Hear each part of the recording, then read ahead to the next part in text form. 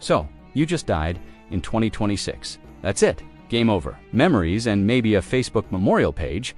But in ancient Egypt, death was just the beginning. Because Egyptians didn't accept death, they hacked it. They turned corpses into time capsules that could last thousands of years.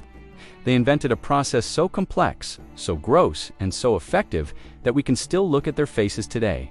Welcome to mummification, the 70-day death ritual that involved brain, scooping, organ removal, and enough salt to cure 1 million fish. Let's begin. Ancient Egyptians were obsessed with the afterlife. They believed that when you died, your soul didn't just vanish. It split into multiple parts. There was the Ka, your life force, your spiritual double. There was the Ba, your personality, your essence, and these two needed a place to return to. That place, your body. If your body decayed, rotted, or turned into a skeleton, your soul had nowhere to go. You'd be stuck, lost, erased from existence. So preservation wasn't optional. It was mandatory. You had to keep your body intact so your soul could recognize it, inhabit it, and use it in the afterlife. Think of it like this. Your body was a charging station for your soul, and if the charging station broke, your soul's battery died forever. Now, the Egyptians had seen what happened to bodies naturally. In the desert, corpses dried out quickly in the heat and sand. They noticed that dry bodies lasted longer than wet, rotting ones. So they thought, what if we force the body to dry out? What if we remove everything that rots? And thus, mummification was born by around 1550 BCE, during the New Kingdom. They'd perfected the process. It took 70 days, it was expensive, it was gruesome, but it worked so well that 3,000 years later, we can still see their faces, still see their skin, hair, even their teeth. It's one of humanity's greatest preservation techniques, and it started with a very simple idea. Death is natural, but decay, that's optional, all right? You're dead. Your family has hired embalmers, priests trained in the sacred art of not letting you rot. Here's what happens next. Step 1. Wash the body. First things first, you're filthy, so they wash you in water from the Nile and palm wine. This isn't a spa day, this is purification. Religiously significant, symbolically important. Also, it gets the dirt off. Step 2. Remove the internal organs. Now comes the fun part. The embalmers make a small incision on the left side of your body, and they start pulling out your organs, liver, lungs, intestines, stomach. These organs are washed, packed in natron, a type of natural salt, and placed in canopic jars, special containers with lids shaped like gods. Each jar held a specific organ and was protected by a specific deity. But here's the weird part. They leave your heart inside. Why? Because Egyptians believed the heart was the center of intelligence and emotion. The brain? Useless. More on that in a second. Step 3. Discard the brain. Yes. Really? This is where it gets wild. The embalmers take a long metal rod, they shove it up your nostril, they pierce through into your skull, and they scramble your brain like eggs. Then they tilt your head forward and let it drain out your nose. The brain, liquid mush, now pours out, and they throw it away. Because in ancient Egypt, your brain was considered useless, not worth preserving. You didn't think with your brain, you thought with your heart. So your brain, trash. Imagine that. One of the most complex organs in the human body. And they're like, A, toss it. Step 4, leave to dry for 40 days. Now your body is hollow, organs removed, brain drained, time to dehydrate. The embalmers pack your body inside and out.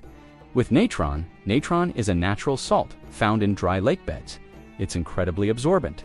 It sucks out all the moisture from your flesh. Your body is covered in this salt and left to sit for 40 days. No refrigeration, no embalming fluid, just salt and time. During this period, your skin shrivels, your body deflates. You start to look like a leather bag. But that's the goal. Bacteria need moisture to grow. No moisture, no decay. It's essentially turning you into human jerky. Step 5. Stuff the body, make it look alive again. After 40 days, you're bone dry, literally. But now you look like a deflated balloon. So the embalmers get creative. They wash you again, Nile water and oils to keep the skin from cracking.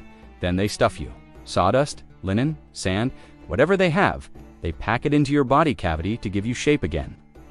To make you look more lifelike, some embalmers even inserted fake eyes, because apparently sunken eye sockets were a bad look in the afterlife. Step 6. Wrap in linen, hundreds of yards of it. Now comes the iconic part, the wrapping. And it's not just a few strips of cloth. It's hundreds of yards of linen. The embalmers start with your head and neck, then your fingers and toes, individually, then your arms and legs, separately, then together. Between the layers, they place amulets, magical charms meant to protect you in the afterlife. Scarabs, eyes of Horus, symbols of gods. Each one had a purpose: to ward off evil, to ensure safe passage, to guarantee resurrection. They also drizzle liquid resin, a sticky tree sap, between the layers. It acts like glue, and as it hardens, it creates a protective shell. This process alone could take 15 days, and every layer, every amulet, every fold was accompanied by prayers and spells. Because this wasn't just physical preservation, it was spiritual preparation. Step 7. Add amulets. As mentioned, charms and amulets were placed between the linen layers. These weren't decorative, they were functional. Egyptians believed the journey to the afterlife was dangerous. There were demons, trials, judges. You needed protection. So embalmers tucked in symbols of God's protective spells written on papyrus and sacred objects. Think of it as spiritual armor. Step 8. Say the prayers.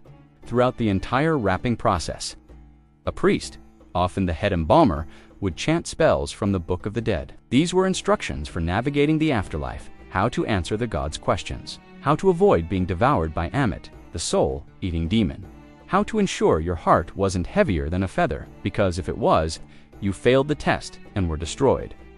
The priest often wore a mask of Anubis, the jackal-headed god of embalming and the afterlife. This symbolized that Anubis himself was guiding the process. Embalming wasn't just a job, it was a sacred ritual. Step 9. Place in a coffin. Finally, after 70 days, you were done. Wrapped, blessed, protected, you were placed in a coffin. If you were rich, multiple coffins nested inside each other like Russian dolls, often painted with your face, your titles, and more spells. Then you'd be placed in a tomb filled with everything you'd need in the afterlife: food, furniture, jewelry, even servants in the form of Ushabti figurines.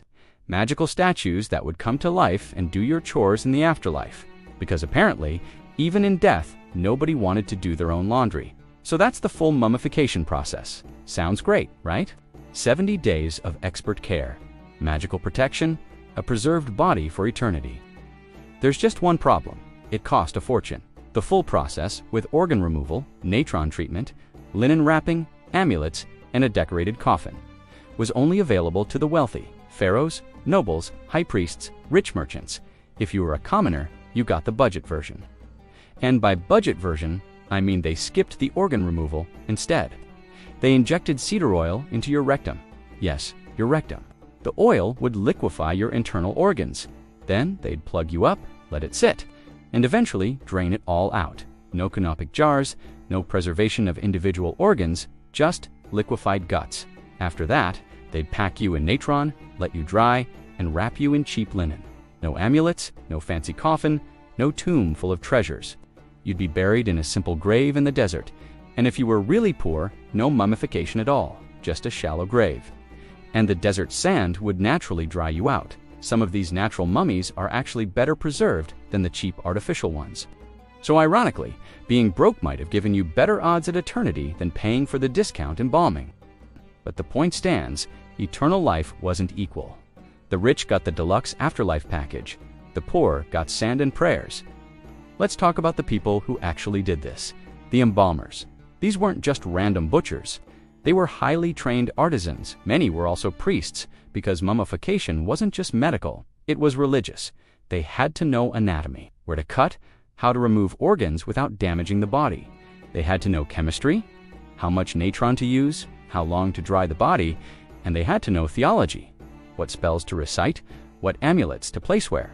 It was part surgery, part ritual, part art. The head embalmer, the one who directed the whole process, wore the mask of Anubis during the wrapping. This wasn't cosplay. It was a statement. Anubis is here. He is guiding this process. It gave the ritual weight, authority, sacredness, and it probably terrified the family watching, because seeing a man in a jackal mask wrapping your loved one in linen while chanting ancient spells, that's intense. Embalmers were respected but also feared. They dealt with death daily. They cut open bodies, handled decay. In many cultures, that would make them outcasts, but in Egypt, they were essential. because without them, there was no afterlife. They were literally the gatekeepers to eternity. So, that's how you make a mummy. 70 days, organ removal, brain disposal, salt curing, linen wrapping, prayers, amulets, a process so effective that over 3,000 years later, we can still see their faces. We can study their bones, their diseases, their diets. We can even extract their DNA.